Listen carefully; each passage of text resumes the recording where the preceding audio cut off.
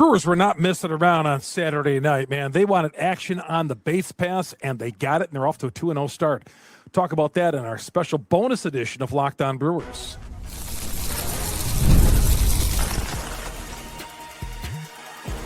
You are Locked On Brewers, your daily Milwaukee Brewers podcast. Part of the Locked On Podcast Network, your team every day. Hey, everybody. Good to have you along. Chuck Freeman here. Locked On Brewers, part of the Locked On Podcast Network. We are your team every day. Yeah, special Saturday night edition. Here we are at the ballpark here tonight. And the Brewers, what a great crowd they had on hand for this one. 36,000. Second game of the season. Oh, that's just fantastic. And the Brewers get the win 6-1. Coming up here, we're going to talk about what's the Sunday starters. We'll get you ready for that game. Vaughn, obviously the news earlier today, not good with Vaughn. He'll be out 4 to 6 weeks. And this game, the Brewers were really aggressive on the base paths. They went 7 for 7 on the base paths, stealing bases. And even when they didn't get credit with stolen bases, they were often running. Now, I don't know what they saw in Reese McGuire. Well, I know what they probably saw. They had him in camp. For most of spring training. And obviously, they knew something about him where they were just going to be off to the races on him. Because I thought, wow, is it the pitcher Sean Burke? No, because whoever the White Sox brought in, they were running all day on Reese McGuire. 7 stolen bases, 7 for 7. And like I said, they were, even when Brice Turang doubled to start off the game, and he's off to a great start. We'll touch on him here in a second. Even when he doubled, he was on second base, and he was off and running to third, comebacker to the mound, and Turang was already at third base, and they got the out at first base. But that was a signal right there. The Brewers, again, weren't messing around. They were relentless on the base paths. So scouting, obviously, and they also took advantage of the White Sox making some mistakes. Now, after the game tonight, Murphy talked about the White Sox. He said, yeah, they're going to be a good team. They mark my words that, they're going to make some noise in their division. And I don't doubt that. The White Sox aren't going to be as bad as they were the last couple of years. I don't think so.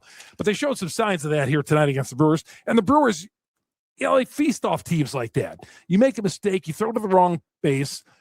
The Brewers are going to make you pay for that. Case in point, Bowers singled to right field. Yelich was on his way from first to third. White Sox tried to throw him out. Right fielder for the White Sox. Who was their right fielder? Pereira. Tried throwing Yelich out. Was not even close. Bowers took second. Mitchell, the next hitter, comes out. 2-run single, and the Brewers are up 3-0. Taking a little advantage of those things right there. Putting pressure on the defense. Putting teams on their heels. This is something we saw last year. This is nothing new with the Brewers. This is what they do. Putting pressure on teams. Making teams making mistakes. And it seems like when a team makes a mistake, it's just not one or two. That one mistake turns into 2, 3, or 4. And the Brewers are always there to take advantage. And they did it against tonight. The Brewers, hey, you got to give them credit, man. They came out here in these first 2 games, and they've dominated, really. Yeah, maybe in the middle part of this game, looked like the White Sox were going to do a few things, maybe to get back in the game.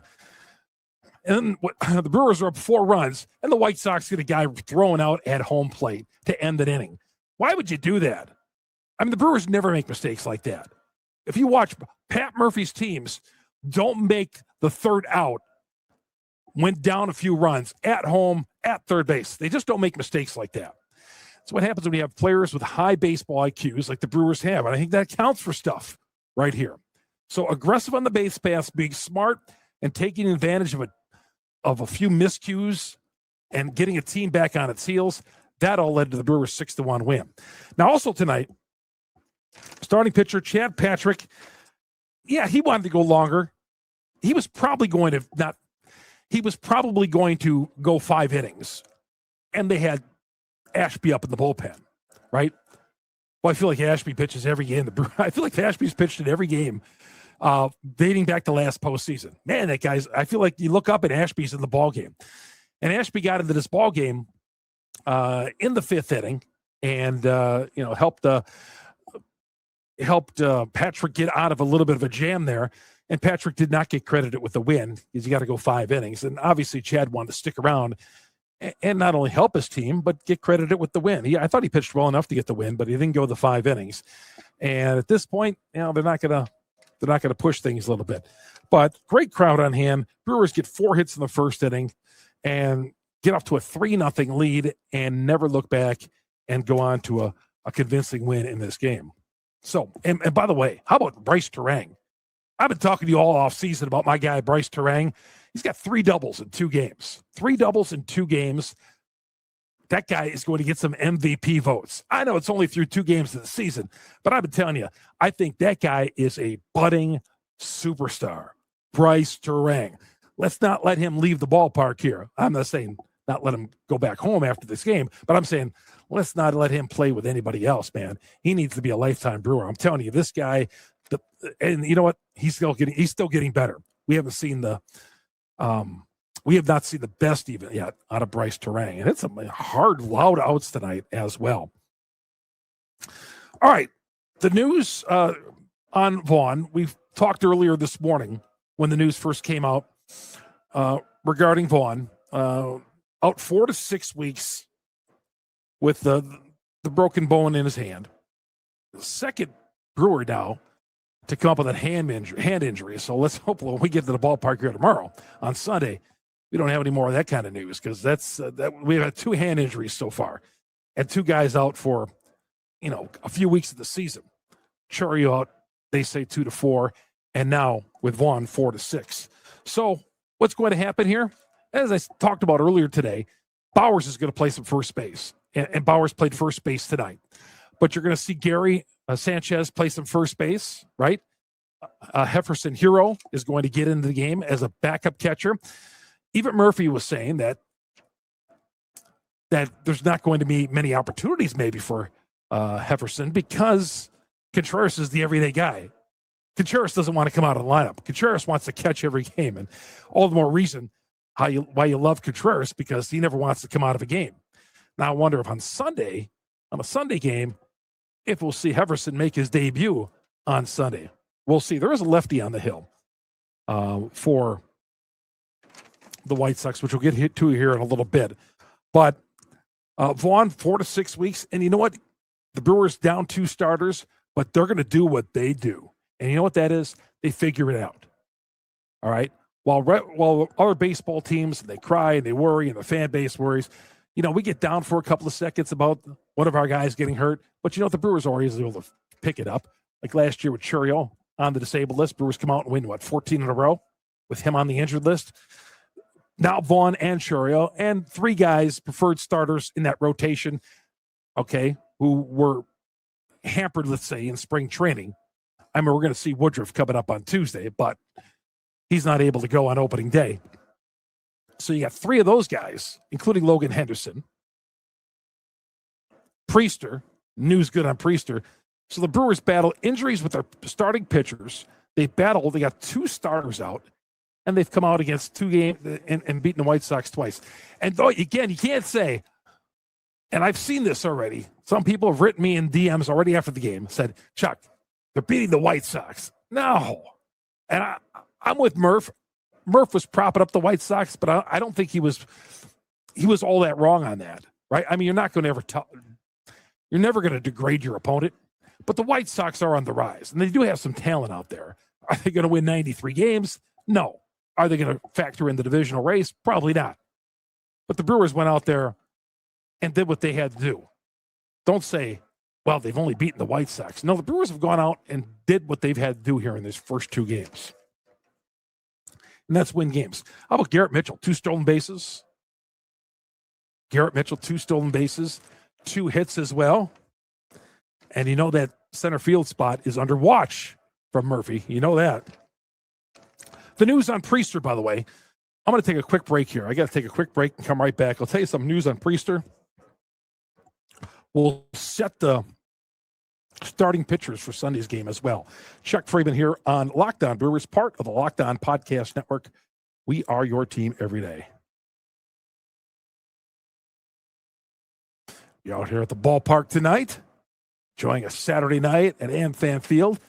Robin Hood, great sponsor here of Locked On Brewers. What if sports were traded like markets? Now you could put your sports IQ to work in real time with Robinhood prediction markets. It's just not you against the house. It's you participating in a live market. You can buy or sell your positions live all game long. Use your sports knowledge in moments that matter. Robinhood prediction markets change the game. It's people moving the market, moving the action, and when momentum shifts, you can move with it. I always knew the game, never had a dynamic way to apply that knowledge. Now I can actually take part with Robinhood. When momentum shifts, you're right there in a market powered by people. You're no longer just a spectator. Play by play, you decide. Trade every play with Robinhood, now available across the U.S. Download the Robinhood app today. All right. New camera angle here. They got the sweepers going out here at AmFam Field, so I had to move back a little bit because it was starting to cause some noise here. So, Quinn Priester, by the way, he is going to throw. He's feeling good. He's feeling healthy, and he's feeling good. He's going to have another bullpen session come out. Then he's going to come out and go to Arizona. And the feeling is probably maybe early May that he could be back in this rotation. So Priester's looking good. Things are looking well with him, and he's on the road to recovery, is Quinn Priester. And that was the good news we got, because we've had two days of bad news with Churio and Vaughn. Finally, some good news. Quinn Priester is on the mend. But coming up here in the next couple of days, I am really looking forward to seeing Brandon Sproat pitch on Sunday and Kyle Harrison pitching on Monday. I look forward to all these games, but especially these two guys who the Brewers got in off-season trades. Sproat, of course, they got, who's pitching on Sunday, 25-year-old, former high pick of the Mets. He's had a few starts. He's had a few appearances with the Mets in the past, but he pitched great in spring training. He can get up to 100. Now, will he get up to 100 coming up on Sunday? Probably not. But I think Sproat is, I love him. I like what I see of him. And I told you, I don't read into spring training numbers, but man, I think that guy, it could be an anchor in this rotation for years to come. Now, that's because I think he's got the talent. We'll see what he actually does on Sunday. But, yeah, there's a lot to like about him. Brewers are facing Anthony Kay, journeyman lefty, 31 years old for the White Sox. Brewers will have the right-handed lineup in there. You can bet on that coming up on Sunday. So Anthony Kay against Sprout, and the Brewers will wind up their 3-game set with the White Sox. Would love to go for the sweep of this game, of this series. And then you got Tampa coming in Monday, Tuesday, and Wednesday. And then next weekend, you got your first road trip as they go to Kansas City and play the Royals, and hopefully it's going to be some good weather out in Kansas City. By the way, our podcast, you get it on Google, Spotify, Apple, wherever you download your audio podcast. We're the #1 Brewers podcast on the internet. And, of course, our growing YouTube page, search Locked On Brewers. Hit the subscribe button, hit the bell. That'll alert you every time we drop an episode on Locked On Brewers. Become a subscriber of Locked On Brewers on our YouTube channel, because you're going to get the previews. Game day, we do a little preview before the game, about a 60-second preview. After the game, of course, we do a recap, a rapid refire. I call it instant reaction. Call it what you want, instant reaction. And you'll get alerted when we drop those, usually right after the game. Follow us on social media as well. Chuck Freeman, Freimund. Thanks as always. And remember that Everydayer Club, the Discord, the commercial free on the audio podcast, we're all there. Did a special Saturday podcast here. Special Saturday night. Brewers opening up the season this week. I thought, why not? Let's do a Saturday night podcast from AmFam Field. It's going to do it for the show. We'll talk to you late Sunday night, everybody. We'll recap the weekend and look ahead and cross your fingers. Let's not have any more injury news drop on Sunday. No more surprises, huh? We've had 2 guys already down, but the Brewers, they'll figure this out, and they will be just fine. Chuck Freeman, Locked On Brewers, part of the Locked On Podcast Network. We are your team every day.